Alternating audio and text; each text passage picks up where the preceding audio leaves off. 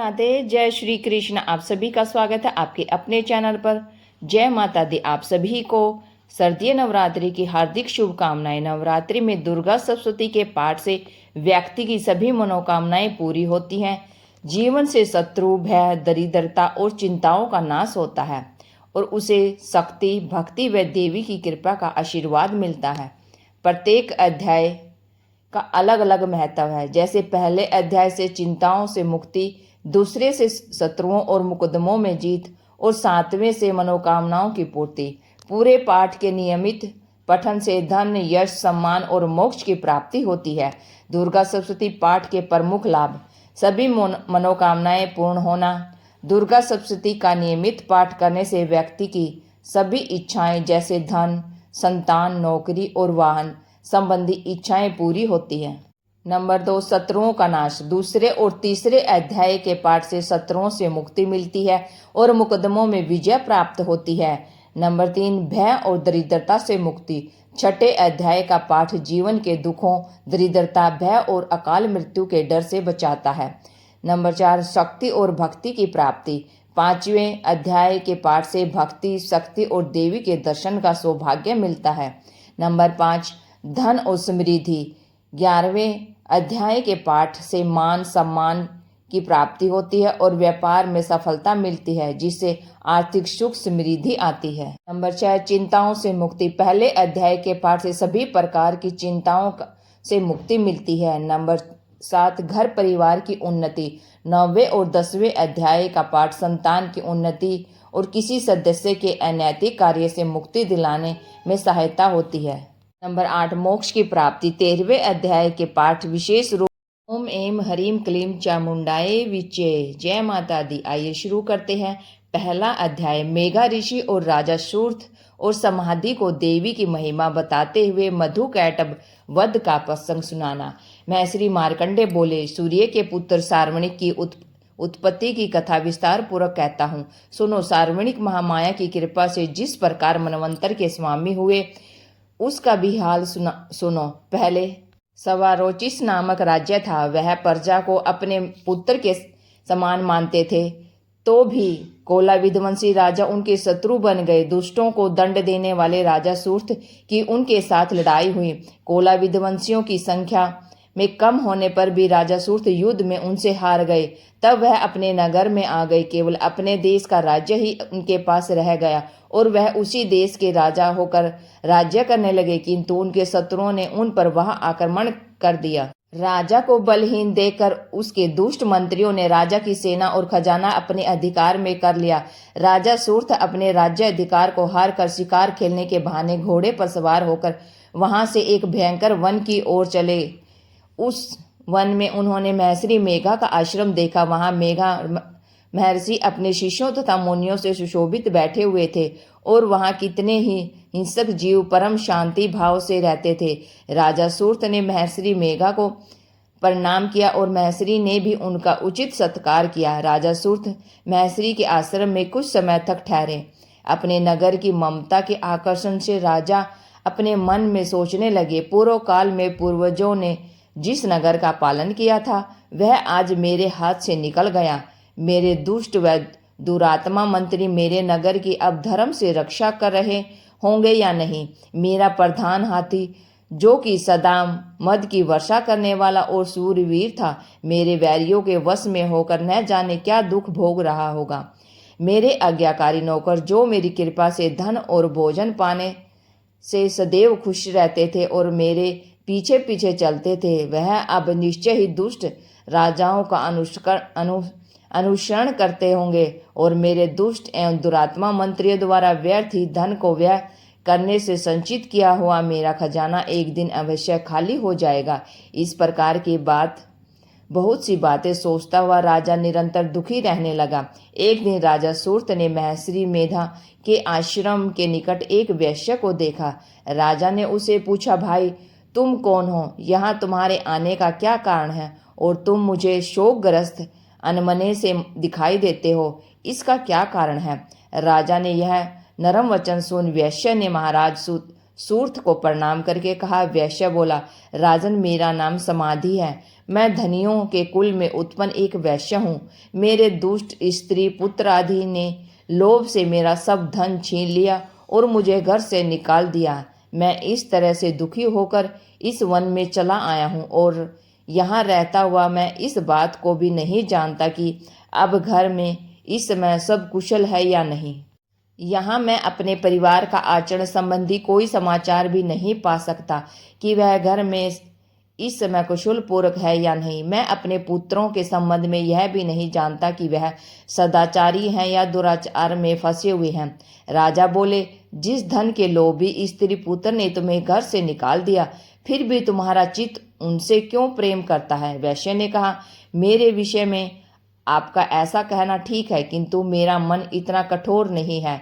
यद्यपि उन्होंने धन के लोभ में पकड़कर पितृस्नेह को त्याग कर मुझे घर से निकाल दिया है, तो भी मेरे मन में उनके लिए कठोरता नहीं आती। हे महामते, मेरा मन फिर भी उनमें क्यों फंस रहा है? इस बात को जानता हुआ भी मैं नहीं जान रहा। मेरा चित्त उनके लिए दुखी है। मैं उनके लिए लंबी लंबी सांसें ले रहा हूँ।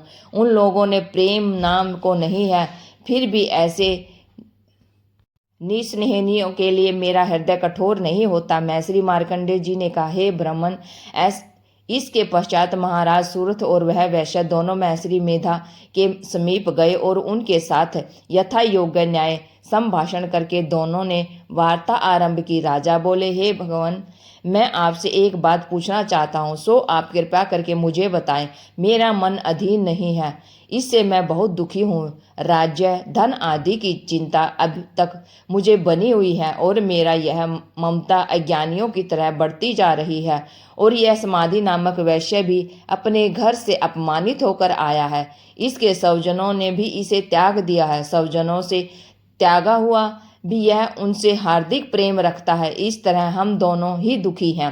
हे महाभाग, उन लोगों के अवगुणों को देखकर भी हम दोनों के मन में उनके लिए ममता जनित आकर्षण उत्पन्न हो रहा है। हमारे ज्ञान रहते हुए भी ऐसा क्यों है?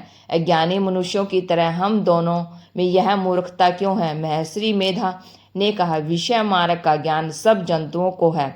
सबों के लिए विषय पृथक पृथक होते हैं। कुछ प्राणी दिन में नहीं देखते और कुछ रात को, परंतु कई जीव ऐसे हैं जो दिन और रात दोनों में देख सकते हैं। यह सत्य है कि मनुष्यों का ज्ञान प्रधान है, किंतु केवल मनुष्य ही ज्ञानी नहीं होते। पशु पक्षी आदि भी ज्ञान रखते हैं। जैसे यह पशु पक्षी ज्ञानी है, वैसे ही मनुष्यों का ज्ञान है, और जो ज्ञान मनुष्यों में वैसे ही पशु पक्षियों में है, तथा अन्य बातें भी दोनों में एक जैसी पाई जाती हैं। ज्ञान होने पर भी इन पक्षियों की ओर देखो कि अपने भूख से पीड़ित बच्चों की चोंच में कितने प्रेम से अन्न के दाने डालते हैं। हे राजन, ऐसा ही प्रेम मनुष्यों में अपने संतान के प्रति भी पाया जाता है। लोभ के कारण अपने उपकार का बदला पाने के लिए मनुष्य पुत्रों की इच्छा करते हैं और इस प्रकार मोह के गड्ढे में गिरा करते हैं। भगवान श्री हरि की जो माया है, उसी से यह संसार मोहित हो रहा है। इसमें आश्चर्य की कोई बात नहीं, क्योंकि यह भगवान विष्णु की योग निद्रा है। यह माया ही तो है जिसके कारण संसार मोह में जकड़ा हुआ है। यही महामाया भगवती देवी ज्ञानियों के चित्त को बलपूर्वक खींचकर मोह में डाल देती है और उसी के द्वारा संपूर्ण जगत की उत्पत्ति होती है। यही भगवती देवी प्रसन्न होकर मनुष्य को मुक्ति प्रदान करती है। यही संसार के बंधन का कारण है तथा संपूर्ण ईश्वरों की भी स्वामिनी है। महाराज सूर्थ ने पूछा, भगवान, वह देवी कौन सी है जिसका आप महामाया कहते हैं? हे ब्राह्मण, वह कैसे उत्पन्न हुई और उसका कार्य क्या है? उसके चरित्र कौन कौन से हैं? प्रभो, उसका जैसा प्रभाव हो, जैसा स्वरूप हो, सब ही कृपा कर मुझे कहिए। मैं आपसे सुनना चाहता हूँ। मैश्री मेधा बोले, राजन, वह देवी तो नित्य स्वरूपा है। उसके द्वारा यह संसार रचा गया है, तब भी उनकी उत्पत्ति अनेक प्रकार से होती है। वह सब आप मुझसे सुनो। वह देवताओं का कार्य सिद्ध करने के लिए प्रकट होती है। उस समय वह उत्पन्न हुई कहलाती है। संसार को जलमय करके जब भगवान विष्णु योग निद्रा का आश्रय लेकर शेष सैया पर सो रहे थे, तब मधुकैडम नाम के 2 असुर उनके कान के मैल से प्रकट हुए और वह श्री ब्रह्मा जी को मारने के लिए तैयार हो गए। श्री वर्मा जी ने जब उन दोनों को अपनी ओर आते देखा तो वह यह भी देखा कि भगवान विष्णु योग निद्रा का आश्रय लेकर सो रहे हैं, तो वह उस समय श्री भगवान को जगाने के लिए उनके नेत्रों में निवास करने वाली योग निद्रा की स्तुति करने लगे। श्री वर्मा जी ने कहा, हे देवी, तुम ही स्वाहा, तुम ही सवधा और तुम ही वष्टकार हो। सवर भी तुम्हारा ही स्वरूप है, तुम ही जीवन देने वाली शुद्धा हो। नित्य अक्षर प्रणव में अकार, उकार, मकार, इन तीनों में माताओं के रूप में तुम ही स्थित हो। इसके अतिरिक्त जो बिंद पथ अर्धमात्र है, जिसका की विशेष रूप से उच्चारण नहीं किया जाता, हे देवी, वही भी तुम ही हो। हे देवी, सवधा, संध्या, सावित्री तथा परमजननी तुम ही हो। तुम इस विषय को धारण करने वाली हो। तुमने ही इस जगत की रचना की है और तुम ही इस जगत का पालन करने वाली हो। तुम ही कल्प के अंत में सबका भक्षण करने वाली हो। हे देवी, जगत की उत्पत्ति के समय तुम सृष्टि रूपा होती हो, पालन काल में स्थिति रूपा हो और कल्प के अंत में संहार रूप धारण कर लेती हो। तुम ही महाविद्या, महामाया, महामेधा, महारात्रि और मोहरात्रि हो। श्री ईश्वरी और बोध स्वरूपा बुद्धि भी तुम ही हो। लज्जा, पुष्टि, तुष्टि, शांति और अक्षमा भी तुम ही हो। तुम खड्ग धारणी, शूल धारणी, घोर रूपा तथा गदा, चक्र, शंख और धनुष को धारण करने वाली, बाण, भसुंडी और पिरंग, यह भी तुम्हारे ही अस्त्र हैं। तुम सौम्य और सौम्यतर हो। यही नहीं बल्कि जितनी भी सौम्य तथा सुंदर वस्तुएं इस संसार में हैं, उन सब से बढ़कर सुंदर तुम हो। पर और अपर सबसे पर रहने वाली सुंदर तुम ही हो। हे सर्वस्वरूपे देवी, जो भी असत पदार्थ है और उनमें जो शक्ति है वह तुम ही हो। ऐसी अवस्था में भला तुम्हारी स्तुति कौन कर सकता है। इस संसार की सृष्टि, पालन और संहार करने वाली जो भगवान है, उनको भी जब तुमने निंद्रा की वशीभूत कर दिया है, तो फिर तुम्हारी स्तुति कौन कर सकता है। मुझे भगवान विष्णु तथा भगवान शंकर को शरीर धारण कराने वाली तुम ही हो। तुम्हारी स्तुति करने की शक्ति किसमें है। हे देवी, तुम तो अपने इस उद्धार भाव के कारण ही प्रशंसनीय हो। मधु और कैटम जो भयंकर असुर हैं, उन्हें मोह में डाल दो और श्री हरि भगवान विष्णु को जल्दी जगा दो और उनमें इनको मार डालने की बुद्धि भी उत्पन्न कर दो। महर्षि मेघा बोले, हे राजन, जब श्री वर्मा जी ने देवी की इस प्रकार स्तुति करके भगवान को जगाने तथा मधु और कैटम को मारने के लिए कहा, तो वह भगवान श्री विष्णु के नेत्र, मुख, नासिका, बाहु, हृदय और वक्षस्थल से निकलकर वर्मा जी के सामने खड़ी हो गई। उनका ऐसा करना था कि भगवान श्री हरि तुरंत जागे उठे और दोनों असुरों को देखा, जो कि अत्यंत बलवान तथा पराक्रमी थे और मोह मारे क्रोध के, जिनके नेत्र लाल हो रहे थे और जो वर्मा जी का वध करने के लिए तैयार थे। तब क्रुद्ध हो उन दोनों दुरात्मा असुरों के साथ भगवान श्री हरि पूरे 5000 वर्ष तक लड़ते रहे। एक तो वह अत्यंत बलवान और पराक्रमी थे, दूसरे महामाया ने भी उन्हें मोह में डाल रखा था। अतः वह श्री भगवान से कहने लगे, हम दोनों तुम्हारी वीरता से अत्यंत प्रसन्न हैं, तुम हमसे कोई वर मांगो। भगवान ने कहा, यदि तुम मुझ पर प्रसन्न हो तो अब तुम मेरे हाथों से मारे जाओ। बस इतना सा ही वर मैं तुमसे मांगता हूँ, यहाँ दूसरे वर से क्या प्रयोजन है। महर्षि मेघा बोले, इस तरह से जब वह धोखे में आ गए और अपने चारों ओर जल ही जल देखा, तो भगवान श्री हरि से कहने लगे, जहाँ पर जल न हो, सूखी जमीन हो, उसी जगह हमारा वध कीजिए। महर्षि मेधा कहते हैं कि तथास्तु कहकर भगवान श्री हरि ने उन दोनों को अपनी जांग पर लिटाकर उन दोनों के सिर काट डाले। इस तरह से यह देवी श्री वर्मा जी की स्तुति करने पर प्रकट हुई थी।